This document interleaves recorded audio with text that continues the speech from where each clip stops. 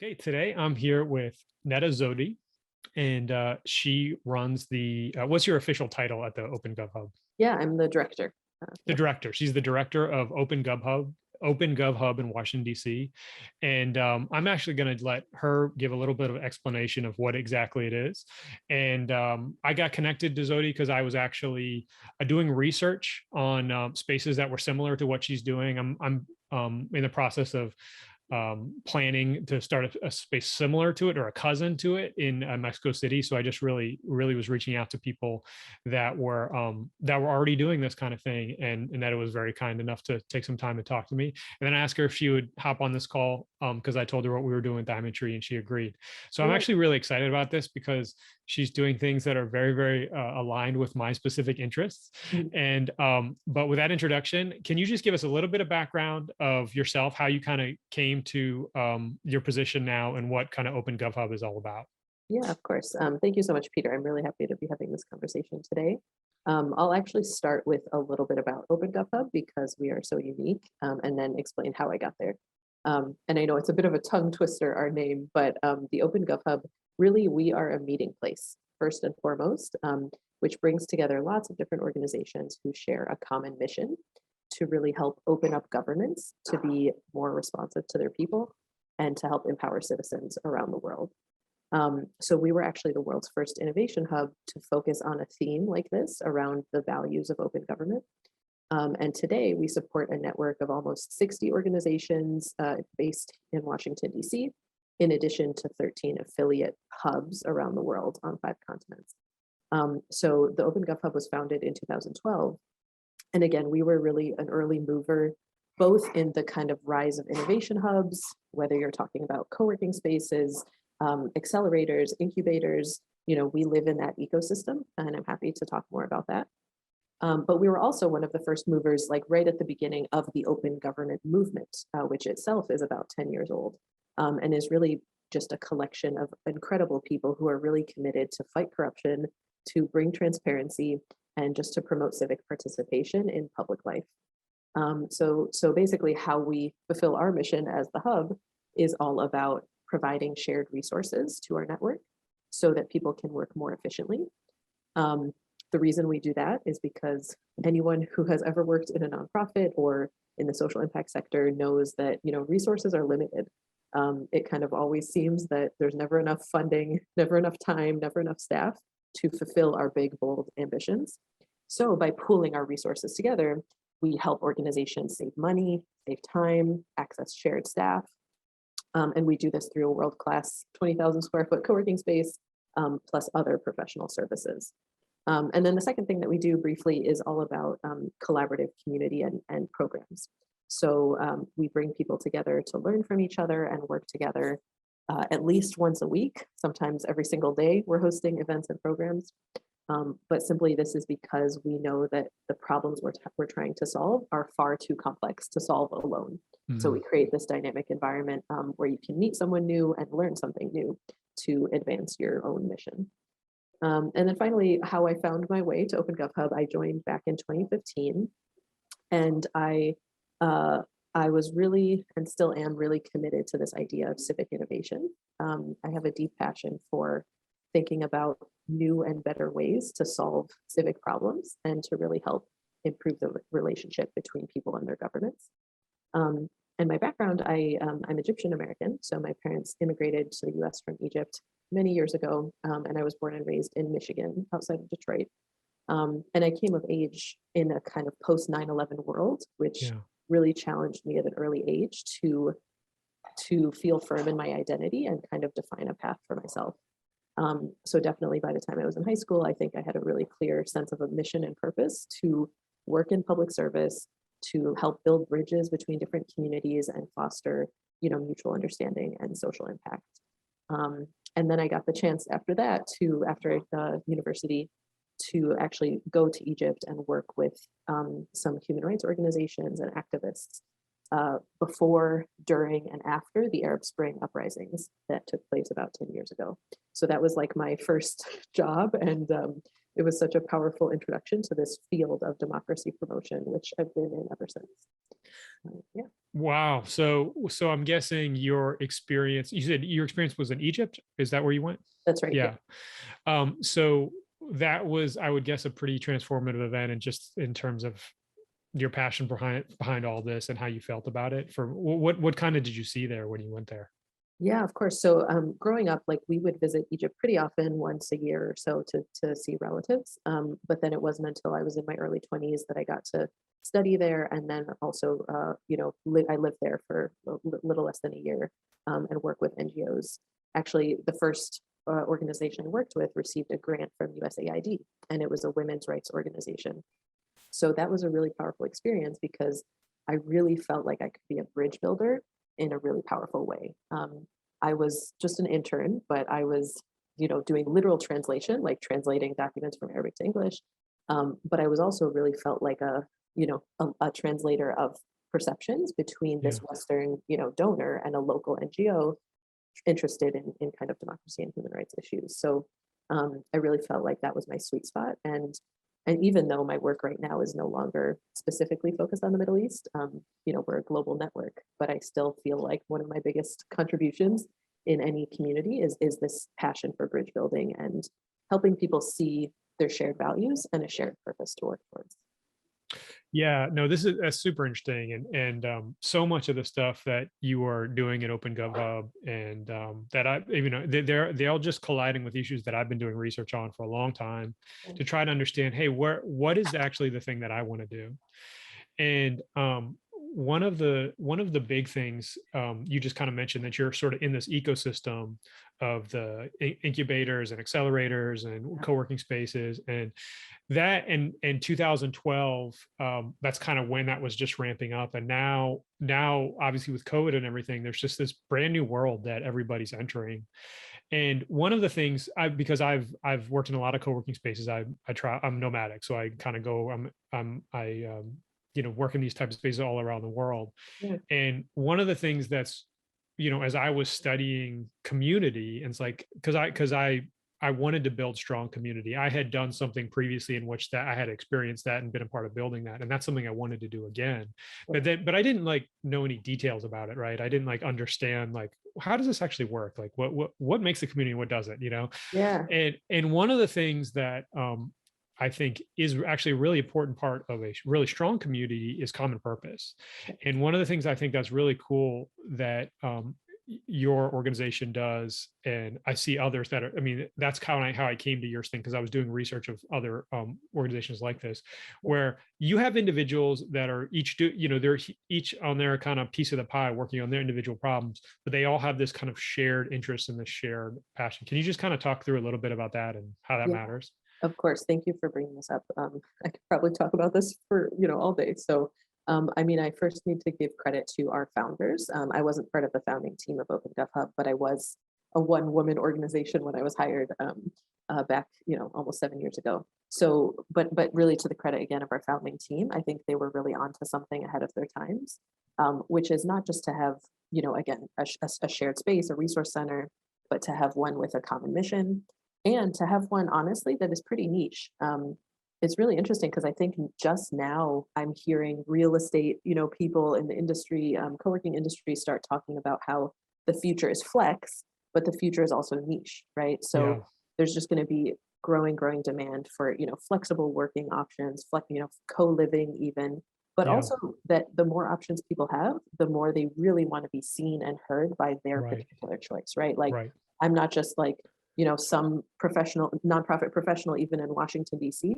I'm really with my people. I'm with the Yeah. democracy nonprofit people. So that has such a powerful pull, which I think has really been a big part of our success over the last 10 years. And I think will continue to be a key ingredient. Like, frankly, a lot of people and organizations will sell community, as Yes. kind of a marketing buzzword and concept. But I think it's really, really hard to achieve unless you truly have some criteria and some filter to create a foundation for shared values, which is how we operate. And really, at the end of the day, it's both an art and a science. So I'm Yeah. happy to also share lessons about, like, on a day-to-day basis, how do you actually activate connections between, strangers and keep that momentum over time.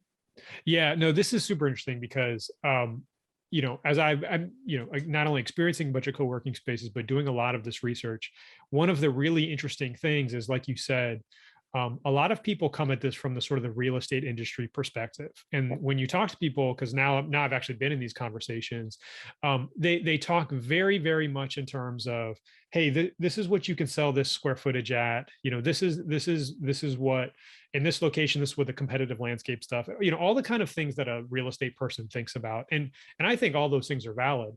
But I can also say from the lived experience of going to these different places, there can be two different places that on paper, look exactly the same from that kind of analysis perspective. But when you walk in the door, it's two totally different worlds. Exactly. And the world in which, like you said, seen and heard, I'm not just another number that, but I'm actually a part of this thing that people recognize who I am, that kind of thing. Yeah. That's such that feeds such a powerful human thing, but also that creates a totally different value proposition. Yes. So yeah, I would love for you to unpack a little bit when you talk about the art and the science. How do you experience that at Open GovHub? Yeah, of course. What you're saying now, Peter, makes me think of that common, adage, culture eats strategy for breakfast, right? Right, So like right. you can have the most brilliant vision but like people will get a vibe in your physical Yeah, space and in your yeah, virtual community. We've also now had to adapt from being a exclusively in-person community pre-COVID to now a hybrid community where a lot of our connections are virtual and yeah. people do not see each other face to face anymore on a daily basis, right? So I can also speak to that. But again, I do think it really is both an art and a science to kind of cultivate and maintain and facilitate these human connections. And there's definitely a couple kind of key lessons that you know I've learned along my journey, particularly at the Open Gov Hub, kind of growing and scaling our community, but in a way that continues to focus on the depth of connections, not only the breadth. So yeah, I'm happy to speak about that more now as well. Yeah, yeah. Tell me some tell us some key takeaways that you Yeah, have, some key some lessons. some tidbits. So actually what I'll do, I think now is a good time to make this connection, but I was able to do some research several years ago about really catalytic nonprofit collaborations. Mhm. This was back at the Harvard Kennedy School. And so me and some of my collaborators actually published an article back in 2016 called Catalytic Collaboration in the Stanford Social Innovation Review. And it was a really great experience because we studied dozens of different nonprofit collaborations working on different social issues, environment, health, education. And we started to see a pattern of these like four common traits for really transformative collaborations. So these are principles that I've tried to integrate at Open GovHub and I think are really transferable to a lot of different social impact problems. So the four common characteristics of a catalytic collaboration are first of all, a focus on shared learning. So making an explicit part of your strategy or your objectives, the ability to really make deep connections about not only what people are doing now, but how they can work better, whether it's to be more efficient as an organization or to better understand the nature of the problem that they're working on. So shared learning is a key principle. The second one is systems thinking and acting, as we like to say, which is really being able to map out the full ecosystem of a problem that you're interested in, and then really get a sense of kind of what specific role that you play in connection to other complementary roles that other people are playing in the system, right? So mapping out is a critical part of the exercise, but then also taking the lessons from that mapping and integrating that into your approach, understanding that you're only one small piece of the system. Yeah. Um, so that's the second principle of systems thinking and acting. Third principle is all about democratizing access to assets. So like really key valuable resources that multiple organizations can benefit from at scale. And then the fourth principle, which actually is the simplest, but it's also the most important, is long-term relationship building. Mhm. There's no way to have, I think, transformative collaboration or community without really seeing people as people and investing in relationship building. And in order to do that, we've learned a lot of different tips and tricks. One of which is, for example, to establish easy, predictable rhythms of engagement within your Mhm. team, right? So make it easy for busy people, busy professionals. All of us have all of our different, communities and responsibilities in the world, but make it easy and predictable for people to plug in and benefit and contribute to the community. So literally, like one of our most long-standing traditions at the Open Gov Hub are Waffle Wednesdays, right? It's like a breakfast tradition. Start your day with some casual conversation and free breakfast. And the interesting thing that I started to see when we implemented this was, it's a cute, lighthearted kind of gathering. But over time, I started to notice that when some of my members in my community were hosting visitors, let's say touring them around our co-working space, I would hear them like affectionately refer to some of the traditions of Open Gov Hub, like Waffle Wednesday, right? It became an identity marker actually to say, like, this is our culture, this is our people, this is what we do, right? So giving people traditions, rhythms of engagement, easy light touch stuff. We do weekly surveys that are fun, that they're on a whiteboard in our cafe, but they're also now on Slack virtually, like, easy light touch ways for people to be uncovering kind of shared interests, even personal interests in a professional environment. So that's a super powerful principle. And then finally, I think I would add, it's so important to like really think about how am I empowering others to lead. If you're any kind of a community builder, a lot of your work is supporting from behind, and it's enabling people who have a natural enthusiasm or just an interest in connecting with others to uplift them and make it, again, as easy as possible for those people to benefit. So a quick example here is the whole series of peer groups that we run at the Open Gov Hub. These are like peer learning groups. We call them skill shares sometimes. But basically, they bring together folks who have some common interest. In many cases, they are playing similar roles in their jobs, like communications, Skillshare group, all the professionals. There's an executive director's like support group, right? So there's already some immediate connection where people can relate to each other. And again, so I see part of my job as, not being the bottleneck that everyone has to go through me to get those connections to other people, but instead creating easy resources to kind of plug and play. If you're an executive director who is so burned out from your board of directors and you need someone to vent with, like making it really easy to connect to that peer group, to facilitate, sessions for that peer group, and really empowering people so that we have so many nodes in the network who are holding the social capital and are holding the activities, and it's not just me and my team. No, that makes a ton of sense. I mean, one of the difficult things about that, like you said, the relationship building, and I totally agree, like that investing in the long-term relationships is how do you deal with it as things start to scale? Because as the numbers change, that gets very difficult. And when one of the things you're talking about is, hey, we actually we establish these kind of smaller groups that with people of common interests or common problems or whatever. So that's kind of one way that you're handling it. Have you noticed how many like members are on premises in your place? Yeah, exactly. So it's really interesting because I've gotten to see the whole The evolution, right? curve. So I started off, again, Open Gov Hub was still very young and scrappy, about 2 years old. We had about 150 community members when I started, maybe about 30 organizations. Now we're up to about 60 organizations, about 300 people. So, and it's really interesting because if you geek out on sociology with me for a second, you might have heard of like the Dunbar number, right? Like this idea that like human beings evolutionarily adapted to the size of like a village or a tribe. So basically, you can know someone on a first name basis, in a group of about 150 or 200 people. Beyond that, it gets really hard for each individual to have at least some decent understanding of everyone else in the community. So again, we kind of exceeded that point. And I have noticed, it takes more effort. But again, I think there's so much power in like just decentralizing the work as much as possible, so that again, it's not that I have to be present in every meeting, in every water cooler conversation to make the connections, but I'm creating resources, and supporting my team, like a great searchable directory, for example, so that people can find each other. Yeah. And then you also have a position called like a catalyst or something like that. Is that correct? Yes. How do they kind of fit into that?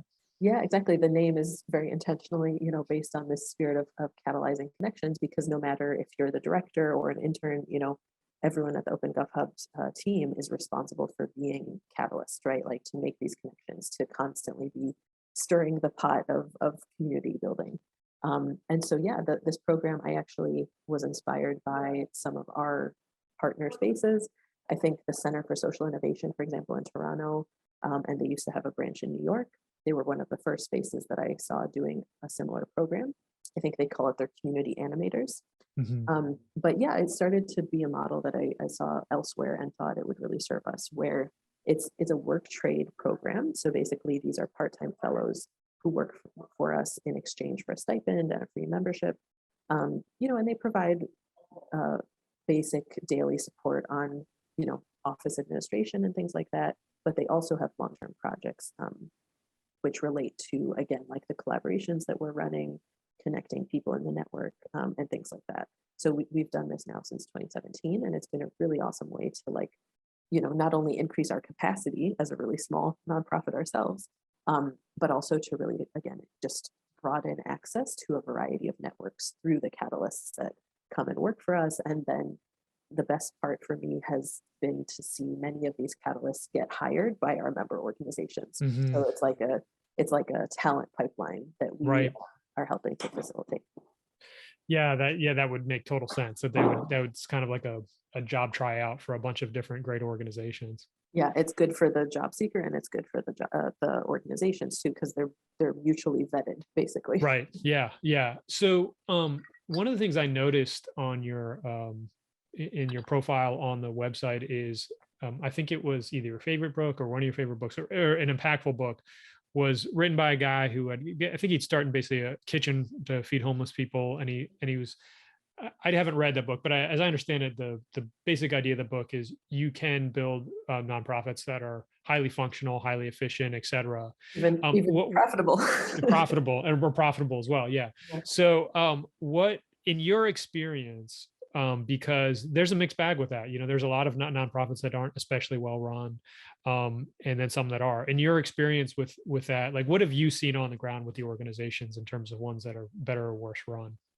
Yeah, thank you. I'm so glad you brought this up because, again, it's a big area of passion for mine, and I hope that the tagline that I would share with anyone watching this video is that I really believe that there's a lot of potential for nonprofits to earn some of their own income. And Hmm. usually that is an untapped potential. Like, Yeah. we kind of create artificial barriers in our minds about what a nonprofit can and cannot do. And of course, there are some basic, legal requirements to maintain a Right. 501c status, or 501c4 or whatever you might be. But honestly, I think more often than not, there is untapped potential to explore strategies to develop some kind of paid services, even if the goal is never to earn 100% of your money from Hmm. paid services as a business might. I still think there's a lot of potential there. So our organization is really interesting because we set out from day one. Actually, our founders had the vision to make OpenGovHub a self-funded social enterprise. So we are a nonprofit, legally a 501c3 of our parent organization. But again, since 2014, after our startup phase, basically, we've been running entirely off of earned income to sustain our operation. And 90% or more of those funds are co-working memberships. So it's really nice, honestly, because I came from a more traditional nonprofit background. The previous organization I worked for, had a grant. And Yeah. so we reported to the donor on the grant. They were a wonderful funder, but it was so liberating, honestly, for me Yeah. to enter this position and suddenly have this kind of virtuous cycle where my customers were also my stakeholders. So Right. suddenly I was able to think about our mission and think about our business operations and constantly kind of play this balancing act to earn money in the best possible way to fund our mission Yeah. sustainably and without having to think about what this donor wants or what that donor Right. is looking for. It was such a liberating experience, honestly, that ever since I've kind of started preaching it to especially to our global network of affiliate hubs. Many of them are younger; they've only been around for a few years or less. And again, I think in many different cultures, right, we have this a false notion in our mind that if I'm doing good work for the world, charitable work, human rights work, whatever, that I can't have a business model. Like Yeah. so a lot of the training that we do with our affiliates is actually around financial sustainability, experimenting with different paid services, and there's a whole emerging field around business models for social impact, which I'm Mhm. really passionate about, and I really hope more people just start to explore. Because again, every organization will be different, but most of the time we don't even give ourselves the chance to experience what it could feel like to have customers who are funding some of our mission-driven activities. Yeah, I mean, this is to me, the more I explore this territory, it's where the money come from just has so much impact on everything else. Yeah, And like, so on the one side, most profit companies have some sort of mission statement that's not, we're here to maximize profit, right? But at the end of the day, if they're self-funded, then that might be true, right? If they're taking money from venture capital, or of course if they're on the public markets, that's not really ever true. You don't, you don't want to do bad most of the time, but it is secondary to profits, and sometimes you got to do bad stuff to make make more money. So there's that tension. But then also, from what I've observed, I'm really curious to hear your thoughts on this. You have much more experience with this than I do, but this is just what I've observed: is if your funding is coming from either granting organizations or from philanthropic donors or whatever, there's a lack of market discipline, because you're sort of, what, all of a sudden your deliverables are sort of, you're reporting on your impact versus actually, a customer who's either giving you money or not giving you money.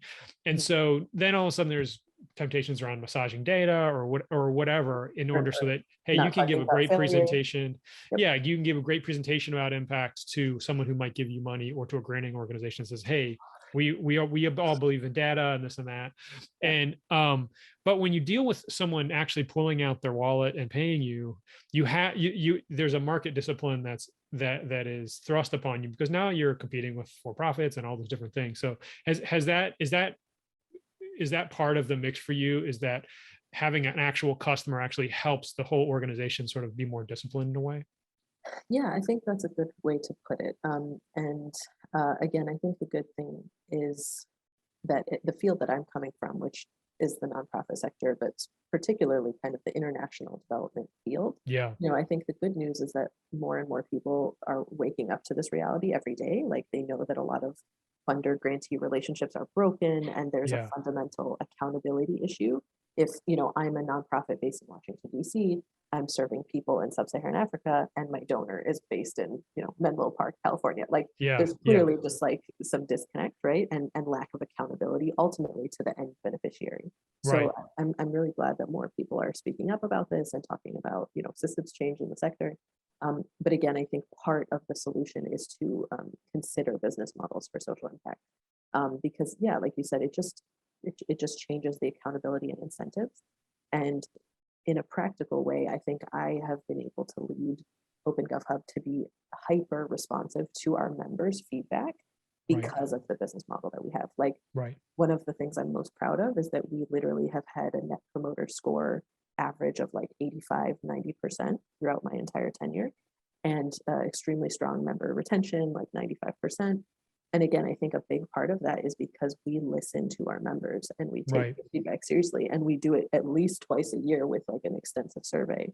And so again, because they're paying customers, like if I'm failing my members, I'm failing to deliver on my mission, and I'm jeopardizing the financial health of the organization. So things just feel a lot more aligned. Um, and I will say too, like I don't think that business is the solution for solving every social problem. Like I think right, that's a little bit too simplistic of a way to think about this, because frankly, I think what we do, it's even harder, but it's even more rewarding, because again, we're constantly balancing mission and business and thinking about double bottom line, triple bottom line, whatever you want to refer to it. But I think hybrid organizations like ours, who are operating in this unique space, B corporations, S corporations, there's many different versions of social enterprise. But I think this is honestly the hardest, but also the most rewarding path for long-term sustainability.